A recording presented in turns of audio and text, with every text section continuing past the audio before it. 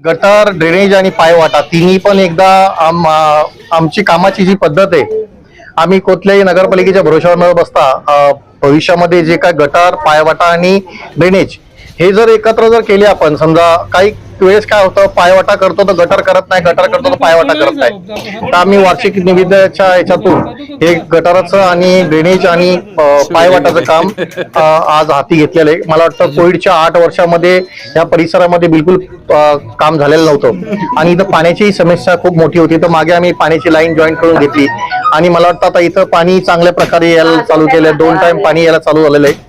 तर येणाऱ्या भविष्यामध्ये आम्ही ह्या जसं आपण भास्करनगरला मल्टी कलर केला होता, तसाच या बालाजीनगरला सुद्धा एक वेगळं आकर्षण या शहराला, ह्या बालाजीनगरला बाहेरून लोक कसे बघायला येतील त्या पद्धतीने आम्ही एक मल्टी कलरचा हे करणार आहे. आणि प्रत्येक जाग्यामध्ये झाडांच्या कुंड्या, प्रत्येकाच्या दरवाजामध्ये एक झाडाची कुंडी आम्ही देणार आहे रोड साईडला.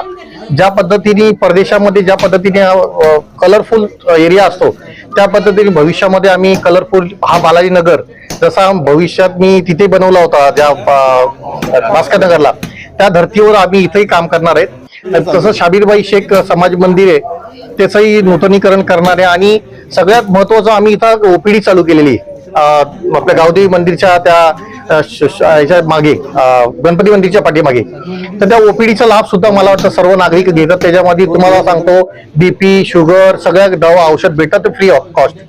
त्यानंतर आम्ही आता त्याच्यावरती आमच्या या सगळ्या महिलांसाठी शिवण क्लास, मेहंदी क्लास असे ते पण वरच्या फ्लोअरला आम्ही चालू करणार आहे. तेही मला वाटतं सगळं फ्री ऑफ कॉस्टच करणार आहे. आमच्या या बालाजीनगरच्या गोरगरीब नागरिक आहेत या शहरामध्ये, आमच्या बालाजीनगरमध्ये राहतात. तर त्यांचं कसं निरोग उदा होईल त्यांना, जेणेकरून त्यांना कसं त्यांना आम्ही कामकाज देऊ शकतो, घरामध्ये बसून ते कसं काम करू शकतात, त्या धर्तीवर आम्ही कुठेतरी पुढचा प्लॅन आखतोय. आणि त्याच प्रमाणे आम्ही ह्या समाज मंदिरावर एक मोठी लायब्ररी, म्हणजे ज्या पद्धतीने आज तुम्हाला सांगतो 24 जण भास्करनगर मध्ये जी मी समाज मंदिर बनवलं तर 24 मुलं पास झाली आणि कुठं चांगल्या लेवलला गेले. कोण इंजिनियर झाला, आता एक जण आता परवाच्या दिवशी 2 जण पास झाले. एक याच्यामध्ये गेला, नेट मध्ये गेला, आणि एक याच्यामध्ये मला वाटतं SRP याच्यामध्ये गेला. असे 24 मुलं तिथून पास झालेत. त्याच धर्तीवर आता इथेही आम्ही एक मोठं लायब्ररी आम्ही खोलतोय, कारण का हा परिसर पूर्ण गोरगरीब लोकांचा परिसर असल्यामुळं ह्या लोकांना घरामध्ये तुम्ही बघत असाल घरांची छप्पर खाली आहे, तर त्यांना कसा अभ्यास करता येईल तिथं सर्व समाजाच्या लोकांना अभ्यास आम्ही करण्याचा तिथं मानस ठेवलेला. मी माझ्या नागरिकांना सगळ्यांना सांगेल का आपल्याला जर कोण बळजबरी मीटर लावायला आलं तर आम्हाला आवाज द्या, आम्ही तुमच्यासाठी धावून येऊ.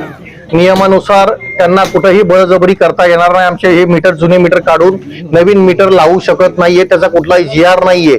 तर त्या दृष्टिकोनातून मी नागरिकांनाही सांगेल का कोण तुम्हाला बळजबरी करत असाल, आपल्या वार्डापुरतं मी तुम्हाला सांगतोय, तर मी तुमच्यासाठी अर्ध्या रात्री धावून येईन आणि इथं कोणालाही बळजबरी अडाणी मीटर लावून देणार नाही.